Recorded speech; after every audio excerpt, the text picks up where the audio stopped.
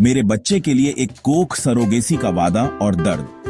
Surrogacy यह शब्द अपने आप में कई भावनाओं को जगाता है। आशा, लालसा और कभी कभी विवाद। जोड़े जो बच्चे पैदा नहीं कर पा रहे हैं उनके लिए यह एक उम्मीद की किरण की तरह हो सकता है, माता पिता बनने की खुशी का अनुभव करने का मौका। लेकिन यह सफर आसान नहीं होता।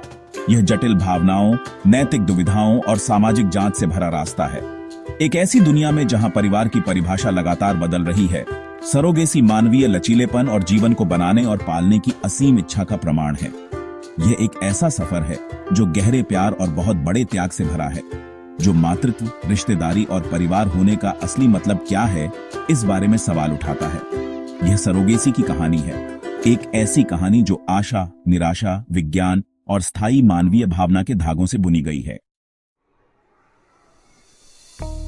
सरोगेसी सीधे शब्दों में कहें तो एक ऐसी व्यवस्था है जहां एक महिला किसी अन्य व्यक्ति या जोड़े के लिए बच्चे को जन्म देती है जो गर्भ धारण करने या गर्भावस्था को पूरा करने में असमर्थ हैं। यह चिकित्सकीय और भावनात्मक रूप से एक जटिल प्रक्रिया है जो परिवार बनाने की गहरी इच्छा से प्रेरित है। सरोगेसी दो मुख्य प्रकार की होती है, पारंपरिक और जेस्टेशनल। पारंपरिक सरोगेसी में सरोगेट मां को पिता के शुक्राणु से कृत्रिम रूप से गर्भवती किया जाता है। इसका मतलब है कि वह आनुवंशिक रूप से बच्चे से संबंधित है। दूसरी ओर जेस्टेशनल सरोगेसी में आईवीएफ शामिल है, जहां माता पिता के अंडे और शुक्राणु को प्रयोगशाला में निषेचित किया जाता है और परिणामी भ्रूण को सरोगेट के गर्भ में प्रत्यारोपित किया जाता है। इस मामले में सरोगेट का बच्चे से कोई आनुवंशिक संबंध नहीं है। सरोगेसी व्यवस्थाएं कानूनी अनुबंधों से बंधी होती हैं, जिसमें शामिल सभी पक्षों के अधिकारों और जिम्मेदारियों को रेखांकित किया जाता है। ये अनुबंध अक्सर माता-पिता के अधिकारों, वित्तीय मुआवजे और गर्भावस्था के दौरान स्वास्थ्य संबंधी निर्णयों जैसे मुद्दों को संबोधित करते हैं। सरोगेसी की अवधारणा अपने विभिन्न रूपों में सदियों से चली आ रही है। प्राचीन ग्रंथ उन व्यवस्थाओं की ओर इशारा करते हैं जहां महिलाएं दूसरों के लिए बच्चे पैदा करती थीं, अक्सर बांझपन या सामाजिक रीति रिवाजों के कारण। सबसे पहले दर्ज किए गए मामलों में से एक बाइबल के समय का है, जिसमें अब्राहम और सारा की कहानी है। गर्भधारण करने में असमर्थ सारा ने अपनी दासी हाजिरा से अब्राहम के साथ एक बच्चा पैदा करने की व्यवस्था की। यह कहानी जबकि एक अलग युग और सामाजिक संदर्भ पर प्रकाश डालती है, बच्चों के लिए सदियों पुरानी लालसा और परिवारों के निर्माण के लिए लोग कितनी दूर तक जा सकते हैं, यह दर्शाती है। 20वीं सदी में तेजी से आगे बढ़ते हुए हम सहायक प्रजनन तकनीकों के आगमन के साथ आधुनिक सरोगेसी के उदय को देखते हैं। 1978 में दुनिया ने विस्मय में देखा जब लुइस ब्राउन आईवीएफ के माध्यम से गर्भधारण करने वाली पहली टेस्ट ट्यूब बेबी इंग्लैंड में पैदा हुई थी। इस अभूतपूर्व क्षण ने प्रजनन चिकित्सा में नई संभावनाओं का मार्ग प्रशस्त किया, जिसमें जेस्टेशनल सरोगेसी भी शामिल है। सरोगेसी एक वैश्विक घटना है जिसका विभिन्न रूपों में अभ्यास किया जाता है और सांस्कृतिक मानदंडों और कानूनी ढांचों द्वारा आकार दिया जाता है। संयुक्त राज्य अमेरिका जैसे कुछ देशों में वाणिज्यिक सरोगेसी कानूनी और विनियमित है, जिसमें स्थापित एजेंसियां इच्छुक माता पिता और सरोगेट्स को जोड़ती हैं। कनाडा और यूनाइटेड किंगडम जैसे देश परोपकारी सरोगेसी की अनुमति देते हैं, जहां सरोगेट्स गर्भावस्था से संबंधित खर्चों के लिए प्रतिपूर्ति प्राप्त कर सकते हैं, लेकिन इससे लाभ नहीं कमा सकते हैं। यह एक अलग नैतिक रुख को दर्शाता है, बच्चे की भलाई को प्राथमिकता देता है और महिलाओं के शोषण को रोकता है। इसके विपरीत कई देशों, विशेष रूप से यूरोप में, ने महिलाओं के शरीर के व्यापारीकरण और शोषण की संभावना के बारे में नैतिक चिंताओं का हवाला देते हुए विशेष रूप से सीमा पार सरोगेसी के मामलों में सरोगेसी पर पूरी तरह से प्रतिबंध लगा दिया है। सेक्शन 5, मिथकों को दूर करना। सरोगेसी के बारे में तथ्य। सरोगेसी इसके बढ़ते प्रसार के बावजूद अक्सर मिथकों और गलत धारणाओं में डूबी रहती है।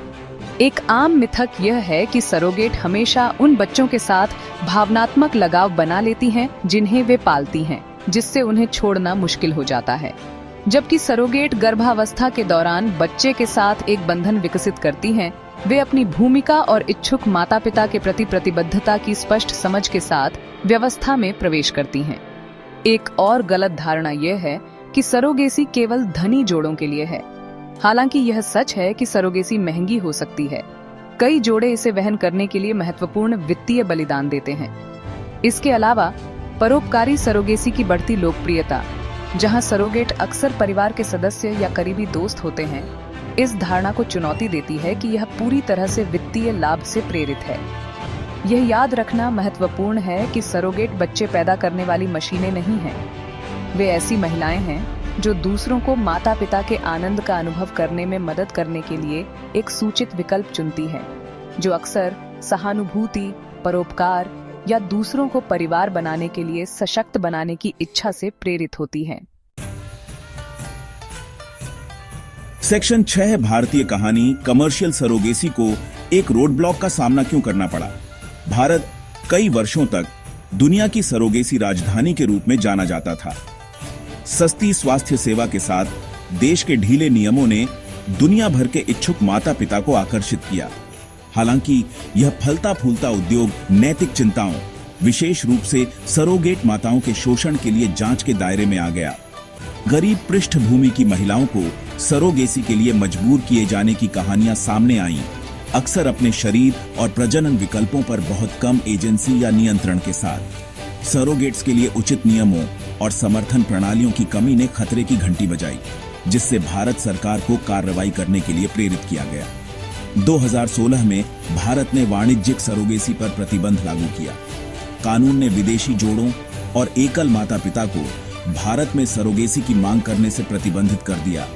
इसे भारतीय विषमलैंगिक जोड़ों तक सीमित कर दिया, जिनकी शादी कम से कम 5 साल से हुई हो और जो चिकित्सा बांझपन साबित कर सकें। सेक्शन 7 भविष्य को नेविगेट करना। आज भारत में सरोगेसी। भारत में वाणिज्यिक सरोगेसी पर प्रतिबंध ने सहायक प्रजनन के लिए देश के दृष्टिकोण में एक महत्वपूर्ण मोड़ लाया। इस कदम का उद्देश्य कमजोर महिलाओं को शोषण से बचाना और यह सुनिश्चित करना था कि सरोगेसी को एक व्यावसायिक लेन देन के रूप में नहीं माना जाए। हालांकि प्रतिबंध ने LGBTQ व्यक्तियों और एकल माता पिता के सरोगेसी तक पहुंचने के अधिकारों के बारे में भी बहस छेड़ दी। इसने परिवार की परिभाषा और भारत में प्रजनन अधिकारों के विकसित हो रहे परिदृश्य के बारे में सवाल उठाए। वर्तमान में भारत में सरोगेसी परोपकारी व्यवस्थाओं तक सीमित है। शोषण को रोकने और सरोगेट और बच्चे दोनों की भलाई सुनिश्चित करने के लिए सख्त दिशा निर्देश हैं। सरकार एक व्यापक सरोगेसी कानून बनाने पर भी काम कर रही है, जो इस विकसित क्षेत्र की नैतिक और कानूनी जटिलताओं को संबोधित करता है। सेक्शन 8 नैतिक चौराहा, अधिकारों और जिम्मेदारियों को संतुलित करना। सरोगेसी अपने मूल में मातृत्व, रिश्तेदारी और महिलाओं के शरीर के व्यापारीकरण के बारे में गहन नैतिक प्रश्न उठाती है। बहस अक्सर बच्चों के होने के इच्छुक माता पिता के अधिकारों को शारीरिक स्वायत्तता और उचित मुआवजे के लिए सरोगेट्स के अधिकारों के साथ संतुलित करने के इर्द गिर्द केंद्रित होती है। सरोगेसी के आलोचकों का तर्क है कि यह महिलाओं का, विशेष रूप से वंचित पृष्ठभूमि की महिलाओं का शोषण करती है, जो वित्तीय कारणों से इसमें दबाव महसूस कर सकती हैं। वे एक बच्चे को जन्म देने और छोड़ने के भावनात्मक और मनोवैज्ञानिक प्रभाव के बारे में भी चिंता जताते हैं, तब भी जब यह एक स्वैच्छिक विकल्प हो। दूसरी ओर सरोगेसी के समर्थक एजेंसी और सशक्तिकरण पर जोर देते हैं, जो यह महिलाओं को प्रदान कर सकती है, जिससे उन्हें अपने शरीर और प्रजनन श्रम के बारे में सूचित विकल्प बनाने की अनुमति मिलती है। उनका तर्क है कि सरोगेसी जब नैतिक रूप से और उचित सुरक्षा उपायों के साथ आयोजित की जाती है, तो प्यार और उदारता का एक सुंदर कार्य हो सकता है, जिससे परिवारों को फलने फूलने में मदद मिलती है। सेक्शन 9 एक बच्चे का परिवार का अधिकार आगे देख रहे हैं। जैसे जैसे हम सरोगेसी के जटिल परिदृश्य को नेविगेट करते हैं, एक मूलभूत सिद्धांत को हमारे मार्ग का मार्गदर्शन करना चाहिए: बच्चे का सर्वोत्तम हित। प्रत्येक बच्चा एक प्यार करने वाले और स्थिर परिवार का हकदार है, चाहे वह किसी भी तरह से पैदा हुआ हो। आगे बढ़ते हुए शोषण को रोकने के लिए सरोगेसी को विनियमित करने के बीच संतुलन बनाना महत्वपूर्ण है। जबकि इस पद्धति के माध्यम से परिवार बनाने की इच्छा रखने वाले व्यक्तियों और जोड़ों के लिए पहुंच सुनिश्चित करना। इसके लिए मजबूत कानूनी ढांचे, नैतिक दिशा निर्देशों और शामिल सभी पक्षों के लिए समर्थन प्रणाली की आवश्यकता होती है। सरोगेसी केवल एक कानूनी या चिकित्सा मुद्दा नहीं है, यह एक गहरा व्यक्तिगत और सामाजिक मुद्दा है। यह हमें परिवार, पितृत्व और जीवन को बनाने और पोषित करने के अर्थ की हमारी विकसित हो रही समझ का सामना करने के लिए चुनौती देता है। जैसे जैसे तकनीक आगे बढ़ती है और सामाजिक मानदंड बदलते हैं, सरोगेसी के आसपास की बातचीत निस्संदेह विकसित होती रहेगी, हमें नैतिक दुविधाओं से जूझने और उन समाधानों के लिए प्रयास करने के लिए प्रेरित करेगी जो सभी की भलाई को प्राथमिकता देते हैं, विशेष रूप से इस जटिल और अक्सर विवादास्पद अभ्यास के माध्यम से पैदा हुए बच्चों की।